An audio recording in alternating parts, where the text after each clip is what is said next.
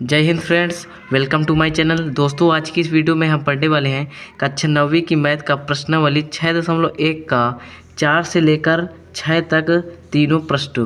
ठीक है, ये 6.1 का पार्ट 2 है। तो चलिए हम अपने चौथे प्रश्न की ओर बढ़ते हैं। तो हमारे पास प्रश्न क्या कह रहा है, आकृति 6.16 में आकृति कहाँ है, ये देखिए, ये आकृति है। x प्लस वाई बराबर डब्ल्यू प्लस जेड है, तो सिद्ध कीजिए कि यह एक रेखा है। ठीक है, तो देखिए यहाँ पास क्या करना है। देखिए रेखा क्या होती है, जैसे कोई रेखा है तो इस रेखा का मान कितने अंश होता है, 180 अंश होता है। जो भी एक रेखा होती है ये पूरा इस तरह होता है, सरल, इसे बोलते हैं सरल कोण। रेखा को हम बोलते हैं सरल कोण। तो इसका मान होता है 180 अंश। ठीक है, अगर 180 अंश है तो वह एक रेखा है। तो देखिए यहाँ पास दिया क्या है, x प्लस वाई बराबर डब्लू प्लस जेड, ये दिया गया है। ठीक है, दिया गया है। यहाँ पास आप लोग कोष्टक में लिख देंगे। ठीक है, ज्ञात क्या करना है, ए ओ बी एक रेखा है, ज्ञात करना है। यहाँ पास लिखेंगे ज्ञात करना है ए ओ बी एक रेखा है, ये हमें ज्ञात करना है।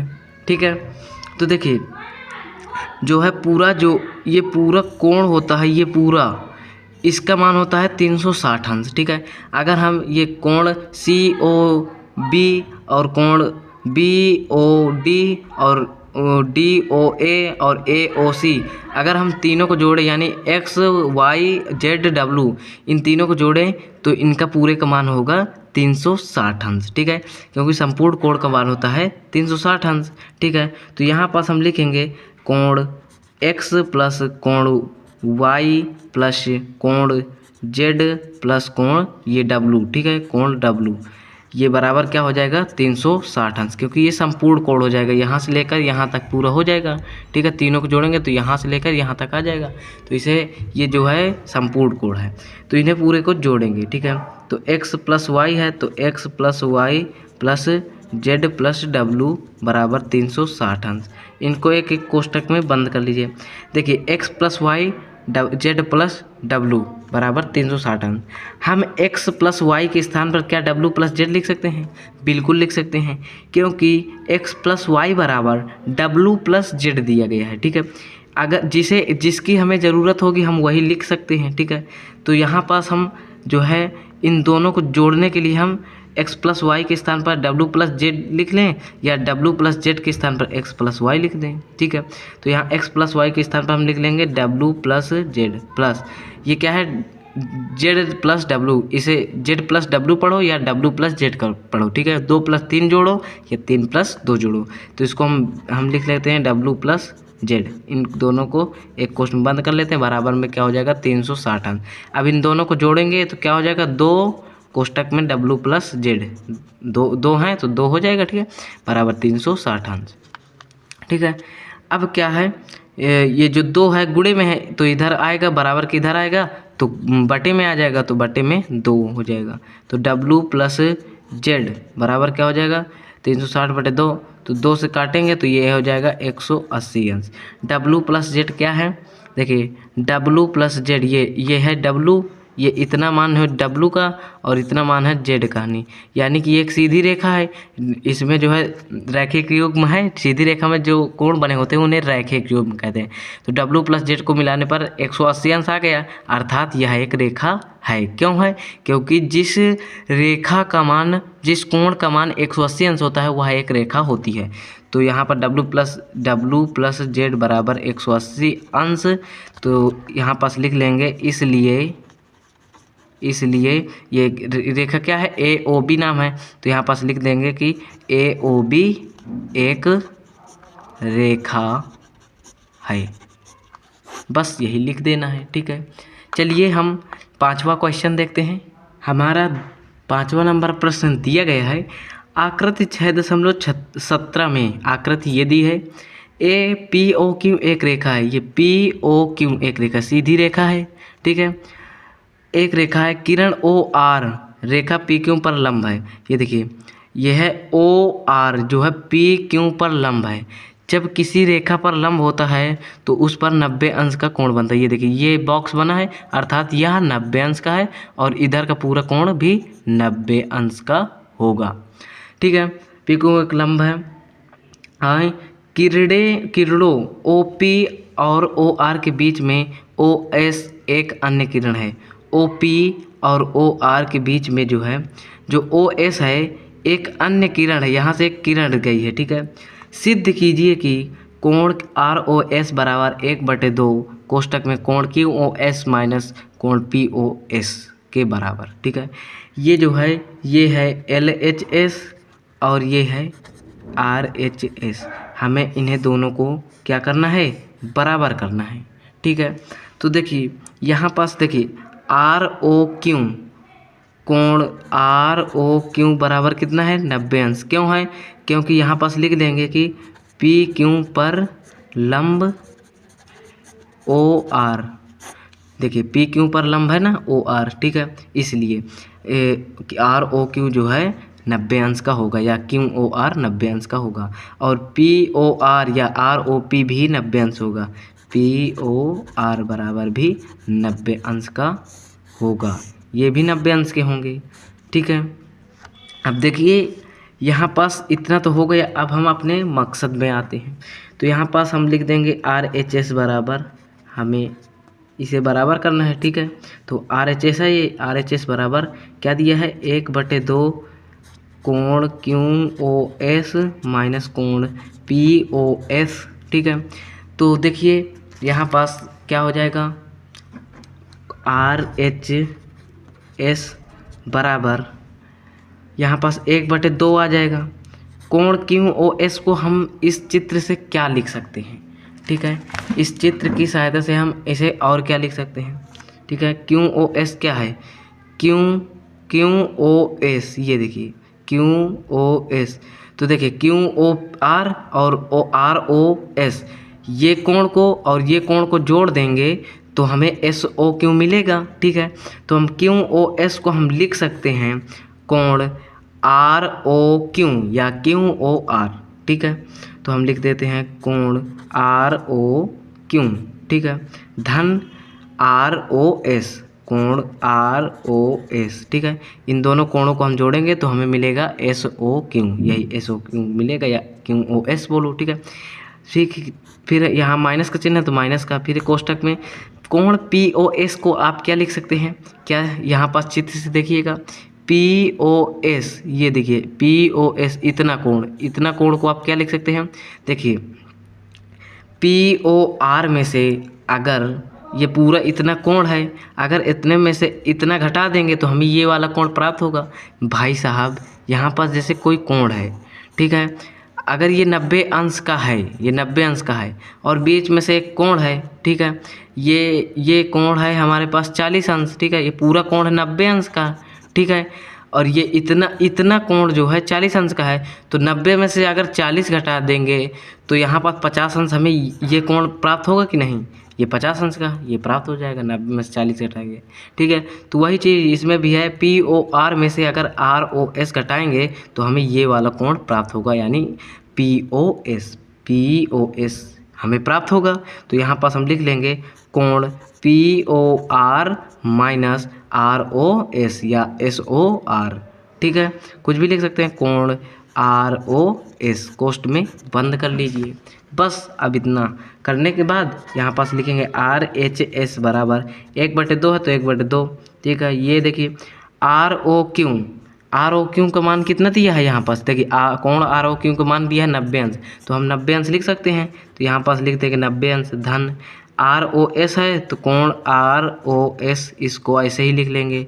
फिर माइनस है तो माइनस कोण पी ओ आर को क्या लिख सकते हैं हम, पी ओ आर बराबर क्या है 90 अंश, पी ओ आर का हो या 90 अंश, ये दोनों बराबर हैं तो 90 अंश हम लिख सकते हैं। तो यहाँ पास हो जाएगा 90 अंश। ठीक है, ये देखिए माइनस लगा है कोष्ट के पहले तो अंदर के चिन्ह बदल जाएंगे, माइनस लगा है तो माइनस का गुणा पूरे कोष्ट में होगा तो माइनस का गुणा माइनस में होगा तो यहाँ पास आ जाएगा प्लस। ठीक है, अब आर ओ एस को इसी तरह हम लिख लेंगे आर ओ एस।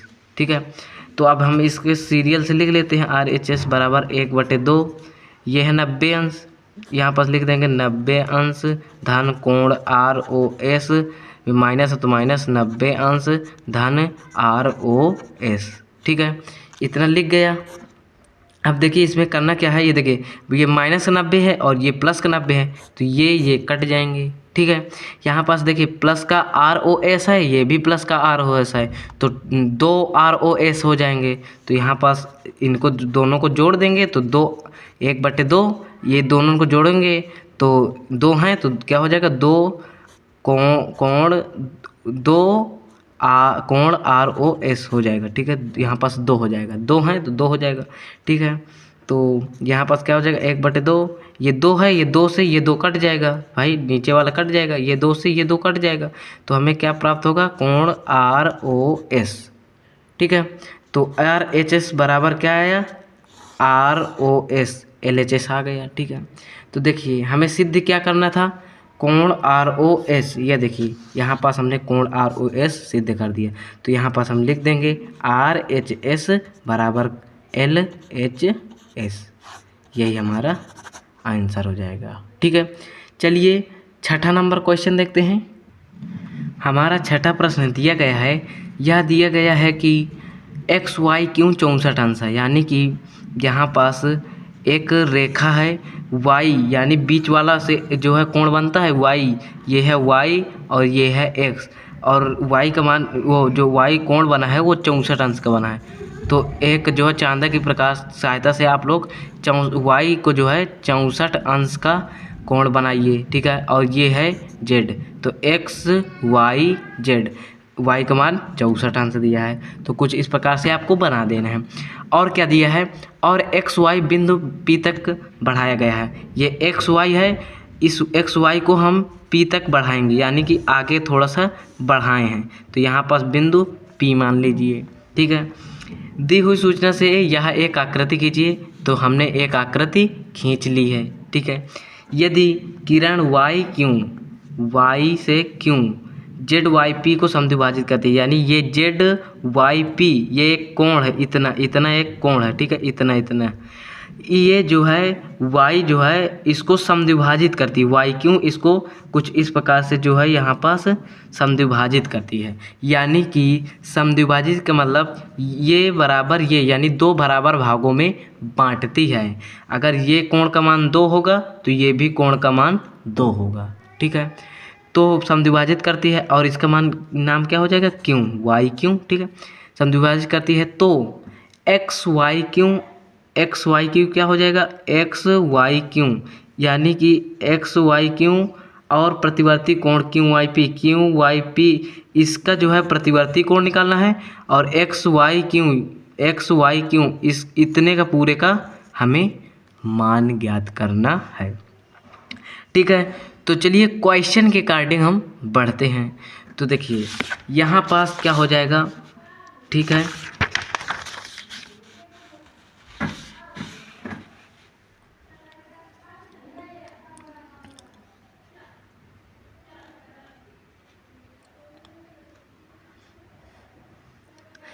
तो देखिए यहाँ पास क्या हो जाएगा, देखिए ये दोनों बराबर हैं। ठीक है, तो यहाँ पास हम इन्हें मान लेते हैं। ठीक है, यानी कि PYX ये एक सीधी रेखा, यानी कि यह एक ऋजु कोण है, यानी सरल कोण।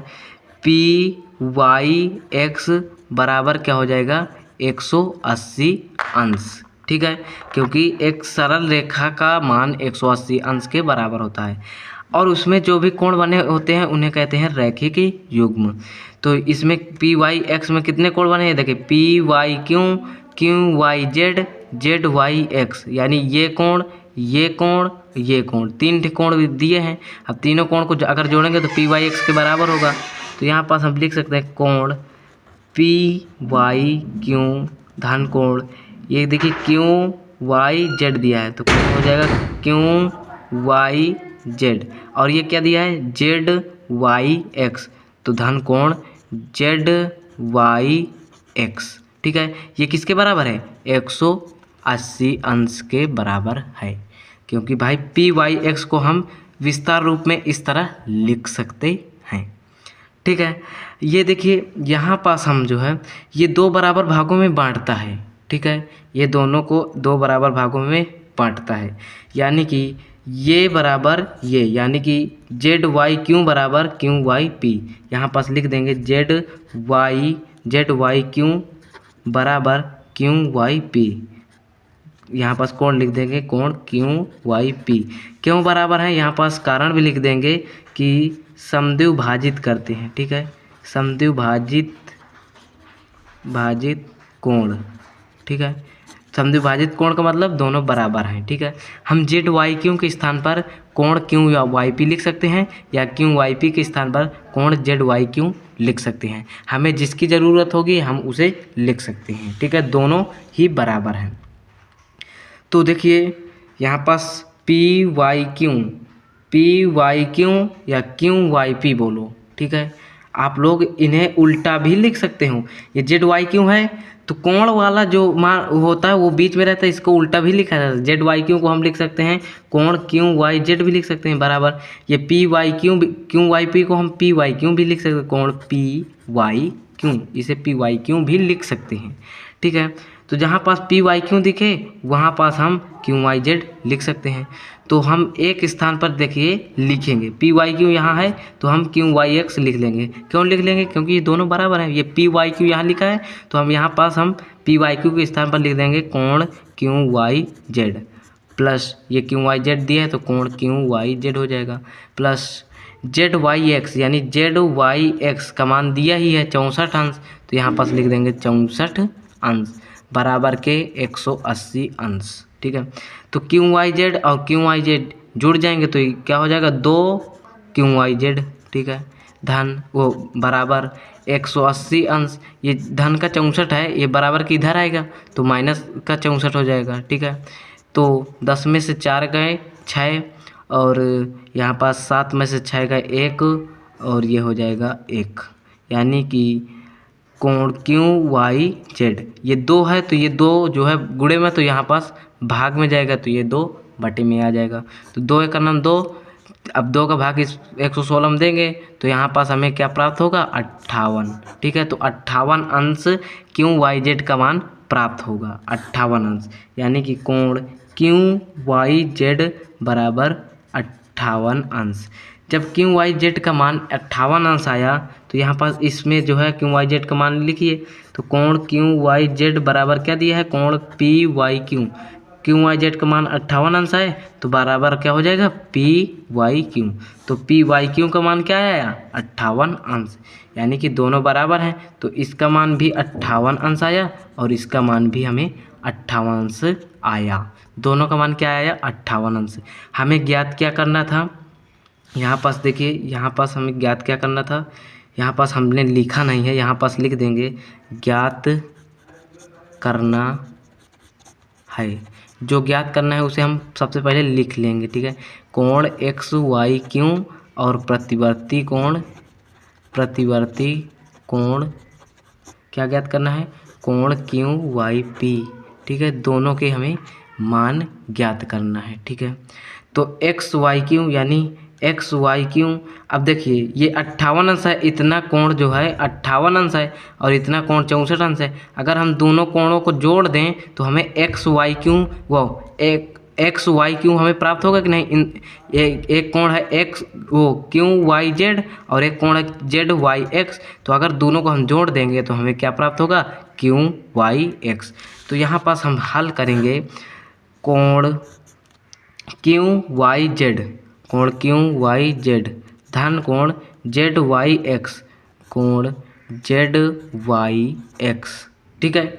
बराबर में क्या कर देंगे, बराबर में क्या कर देंगे, यहाँ पास इन दोनों को जोड़ेंगे, ठीक है। तो जो भी आएगा बराबर में जो है क्यू वाई एक्स के बराबर होगा, कोण क्यू वाई एक्स के बराबर होगा जो भी मान आएगा। तो क्यू वाई जेड का मान कितना है 58 अंश, तो यहाँ पास 58 अंश आ जाएगा, धन दिया तो धन। जेड वाई एक्स का मान कितना दिया 64 अंश, तो 64 अंश बराबर क्या हो जाएगा कोण क्यू वाई एक्स के, कोण क्यू वाई एक्स के बराबर हो जाएगा। अब जोड़िए इन्हें, 8 4 12 हो जाएगा, 6 5 11 11 1 12, यानी 122 अंश बराबर कोण क्यू वाई एक्स, तो हमें पहला उत्तर हमें प्राप्त हुआ। ये है पहला आंसर। क्यों वाई एक्स पूछा था, या एक्स वाई क्यों, या क्यों वाई एक्स, तो क्या आया हमारे पास 122 अंश। तो इसका मान तो आ गया हमें 122 अंश। ठीक है, अब हमें क्या करना है, प्रतिवर्ती कोण क्यू वाई पी, यानी क्यू वाई पी का प्रतिवर्ती कोण निकालना है। जब हम प्रतिवर्ती कोण निकालते हैं तो उसी कोण से हम 360 अंश से उस कोण को घटा देंगे तो उसका प्रतिवर्ती कोण ज्ञात हो जाएगा। इस देखिए क्यू वाई पी, इसका मान कितना 58 अंश दिया है, तो अब हम इसे घटा दें अगर 360 से, तो इसका प्रतिवर्ती कोण ज्ञात हो जाएगा। प्रतिवर्ती कोण का मतलब ये है कि इसके पीछे वाला भाग कितने अंश का है, यानी इसे छोड़ के इसके पीछे वाला भाग कितना शेष बचा, तो 360 का पूरा होता है, तो 360 से 58 घटा देंगे तो पूरा आ जाएगा। तो यहाँ पास हम लिखेंगे कोण क्यू वाई पी का प्रतिवर्ती कोण बराबर क्या हो जाएगा, 360 अंश माइनस 58 अंश। ये 58 अंश का है, 360 से घटा देंगे तो यहाँ पास हमें आ जाएगा 302 अंश। ठीक है, तो हमें जो है कोण क्यू वाई पी का प्रतिवर्ती कोण कितना प्राप्त हुआ, 302 अंश। तो प्रतिवर्ती कोण 302 अंश, यही हमारा आंसर हो जाएगा। तो आप लोगों की यह प्रश्नावली जो है ख़त्म होती है। ठीक है, तो मिलते हैं हम नेक्स्ट वीडियो में प्रश्नावली 6.2 की। तो तब तक के लिए जय हिंद। और हाँ, अगर आप नए स्टूडेंट हो तो चैनल को सब्सक्राइब करके वीडियो को लाइक करके आप लोग भी इस चैनल में जुड़ जाइएगा और अपनी पढ़ाई को निरंतर जारी कर दीजिएगा। तो मिलते हैं नेक्स्ट वीडियो में, तब तक के लिए जय हिंद।